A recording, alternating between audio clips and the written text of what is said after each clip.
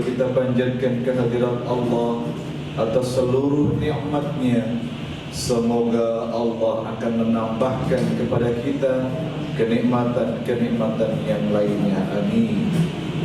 Salawat bersinggasanakan salam sejahtera abadi kita sanjungkan kepada manusia budiman insan pilihan baginda alam Nabi besar Muhammad sallallahu alaihi wasallam beserta seluruh keluarganya, sahabatnya dan kita selaku umatnya. Mudah-mudahan kita yang hadir di tempat yang mulia ini, di Mushola Al-Hidayah, tercatat menjadi umatnya Rasulullah, hambanya Allah yang akan mendapatkan kebahagiaan dunia dan akhirat nanti. Amin ya rabbal alamin. Selanjutnya melalui mimbar yang mulia, khatib berwasiat untuk diri khatib pribadi dan umumnya saudara-saudaraku yang hadir pada kesempatan kali ini untuk senantiasa dan selalu terus-menerus meningkatkan kualitas iman dan takwa kita di hadapan Allah Subhanahu wa taala. Hanya dengan kualitas iman dan takwa itulah yang membuat kita mulia di sisi Allah. Dan ketakwaan itu pula yang perlu kita upayakan setiap hari dalam wujud amal soleh sebanyak-banyaknya, sebagus-bagusnya, sebagai bekal terbaik kita saat kita kembali kepada Allah, mendahului saudara-saudara kita. Inna akramakum 'indallahi atqakum. Sesungguhnya yang paling mulia di antara kita di sisi Allah hanyalah orang-orang yang bertakwa. Wa tazawwadu baina khair zadi taqwa, dan perbekalilah diri kita sebaik-baik bekal saat kita kembali kepada Allah adalah bekal ketakwaan kita kepadanya. Insya Allah dengan niat baik tersebut Allah akan kuatkan iman Islam kita. Allah terima amal soleh kita, dan amal soleh ini dilipat gandakan pahalanya oleh Allah Subhanahu wa taala. Amin ya rabbal alamin.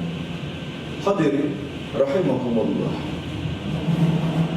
dalam catatan dakwah kami pada pertemuan sebelumnya kita sudah memahami sedikit dari firman Allah yang Allah cantumkan pada surat yang ke-59, surat Al-Hasyr ayat 18, di mana Allah berfirman, A'udzu billahi minasyaitonir rajim. Bismillahirrahmanirrahim. Ya ayyuhalladzina amanu ittaqullaha wal tanzur nafsum ma qaddamat lighad wattaqullaha innallaha khabirun bima ta'malun. Pada pemahaman awal beberapa bulan yang lalu kita sudah bisa memahami kenapa Allah meletakkan kata ittaqullah dalam satu ayat pada ayat yang ke-18 surat Al-Hasyr sebanyak 2 kali, sehingga Al-Quran menjadi pedoman hidup yang sangat penting bagi kita sebagai seorang muslim yang kita yakini tidak ada keraguan sedikit pun di dalamnya, petunjuk bagi orang-orang yang bertakwa. Zalikal kitab la raiba fi hudal lil muttaqin. Itulah Alkitab, Al-Quran yang tidak ada keraguan sedikit pun di dalamnya, petunjuk bagi orang-orang yang bertakwa. Petunjuk apa yang ingin Allah sampaikan sehingga meletakkan kata ittaqullah di dalam satu ayat sebanyak 2 kali secara bersamaan? Salah satu hikmahnya adalah Allah ingin sekali lagi menegaskan secara serius kepada kita bahwa kita ini adalah makhluk terbaiknya dibandingkan dengan makhluk yang lainnya. Laqad khalaqnal insana fi ahsani taqwim. Sungguh nyata bahwa manusia adalah sebagus-bagus penciptaannya dibandingkan dengan bangsa jin, malaikat, binatang, tumbuhan. Manusia sebagus-bagus penciptaannya. Pertimbangan yang kedua, Allah sampai saat ini sudah memberikan begitu banyak nikmat kepada kita. Mulai kita ada di dalam alam ruh, alam rahim, sekarang alam dunia, dan insya Allah di alam akhirat nanti pun kita akan mendapatkan nikmat Allah. Maka dengan ayat ini Allah menegaskan sekaligus kepada kita agar kita lebih meningkatkan ketakwaan kita kepada Allah Subhanahu wa taala. Karena Allah sudah menciptakan kita menjadi makhluk yang terbaik, dan Allah pun sudah memberikan begitu banyak nikmat kepada kita. Maka sudah sepantasnya lah, seiring dengan itu kita tingkatkan ketaatan kita kepada Allah Subhanahu wa taala. Ulama mendefinisikan takwa imtithalu awamirillah wa jtinabun nawahi, laksanakan seluruh perintah-perintah Allah dan tinggalkan seluruh larangan-larangan Allah. Buah manis dari ketaatan kita kepada Allah yang begitu maksimal kepada Allah, Allah balas dengan ayat yang lain, wa may yattaqillaha yaj'al lahu makhraja wa yarzuquhu min haitsu la yahtasib. Barang siapa yang bertakwa kepada Allah, Allah akan berikan jalan keluar dari setiap persoalan kehidupan kita, dan Allah pun akan memberikan nikmat dari arah yang kita tidak duga sebelumnya. Siapa yang tidak kepingin dengan dua hal ini? Allah akan selalu memberikan jalan keluar atas kehidupan kita, dan Allah akan berikan nikmat yang begitu banyak dari arah yang kita tidak duga sebelumnya. Untuk itu tingkatkan ketakwaan kita kepada Allah. Itulah pemahaman awal ketika pertemuan sebelumnya. Lalu pemahaman apa lagi yang kita bisa dapatkan pada kesempatan kali ini? Sehingga Al-Quran sangat luar biasa. Syekh Al-Imam Al-Qurtubi, seorang mufassir yang sangat terkenal pada masanya, ketika menemukan ayat seperti ini, dua kali penempatan kata ittaqullah dalam satu ayat, beliau menafsirkan ayat ini bermakna muhasabatun nafsi, mengintrospeksi diri, mengevaluasi diri. Karena introspeksi, evaluasi sangat dibutuhkan dalam segala hal. Orang sukses ketika dia bersyukur kepada Allah, lalu dia mendapatkan hasil kesuksesannya, seiring dengan itu orang tersebut bermuhasabatun nafsi, dan alhamdulillah hasil introspeksinya memberikan sebuah hasil. Kenapa bisa berhasil dalam menggapai cita-cita dan keinginannya? Faktor A, faktor B, faktor C ditemukan dari sebuah muhasabatun nafsi. Demikian pula sebaliknya, belum beruntungan, belum berhasilnya seseorang ketika dia introspeksi, orang tersebut akan menemukan sebuah jawaban belum berhasilnya, belum tercapainya, karena faktor A, faktor B, faktor C maupun yang lainnya. Itulah manfaatnya dari muhasabatun nafsi. Demikian pula kita sebagai seorang muslim perlu melakukan muhasabatun nafsi.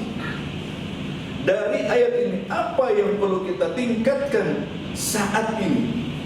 Ada beberapa catatan penting yang kita bisa dapatkan, yang perlu kita tingkatkan. Di antaranya, hasil muhasabatun nafsi kita sampai saat ini, kita perlu dan terus meningkatkan rasa syukur dan sabar kita di hadapan Allah. Karena kita yakin, hadirin sekalian, dengan syukur kita, Allah jawab di dalam Al-Quran, la in syakartum la azidannakum wa la in kafartum inna azabi lasyadid. Jikalau kalian pandai mensyukuri semua kenikmatanku, pasti akan aku tambahkan dengan kenikmatanku yang lainnya. Namun seiring dengan waktu, jikalau kalian ingkar terhadap kenikmatan itu, ingatlah azabku amatlah sangat pedih. Menjadi kewajiban buat kita untuk selalu pandai dan terus berusaha meningkatkan rasa syukur kita kepada Allah Subhanahu wa ta'ala. Demikian pula kesabaran yang kita miliki saat ini terus diperbaharui, terus diupdate, sehingga saat kita mendapatkan musibah, ujian maupun yang lainnya, insya Allah kesabaran ini menjadi tameng dalam kehidupan kita, dan kita terus berharap Suatu saat nanti dengan buah kesabaran pasti Allah berikan buah manisnya dalam kehidupan kita. Ibarat dua mata uang, di mana satu sisi dengan sisi yang lainnya memberikan satu nilai yang berharga, baik itu mata uang logam maupun mata uang kertas. Bila mata uang logam ini jatuh ke dalam kubangan air yang kotor, tetap meskipun jatuh dalam kubangan air yang kotor, uang logam ini masih bernilai. Begitu juga uang kertas kita. Uang kertas ini kita bejek-bejek, kita kual-kual, kita injek-injek, tetap mata uang ini yang kertas bisa bernilai meskipun dengan cara seperti itu. Maka syukur dan sabar harus dimiliki dalam jiwa seorang muslim di hadapan Allah Subhanahu wa taala, karena dengan dua hal ini menjadi pakaian yang akan mendapatkan perhatian dari Allah dan insya Allah mendapatkan kebahagiaan saatnya nanti dunia dan akhiratnya. Yang kedua, apa yang perlu kita tingkatkan lagi, yaitu taat kita kepada Allah Subhanahu wa taala. Ada sebuah semboyan dalam kehidupan kita, al-imanu yazidu bit-ta'ah wa yanqusu bil ma'asi. Keimanan yang kita miliki akan menjadi benteng yang sangat kuat seiring dengan ketaatan kita kepada Allah. Datang ke tempat ibadah lebih awal, perbanyak ibadah dengan bertadarus, berzikir, berdoa, bersolawat, dan bentuk ibadah-ibadah yang lainnya.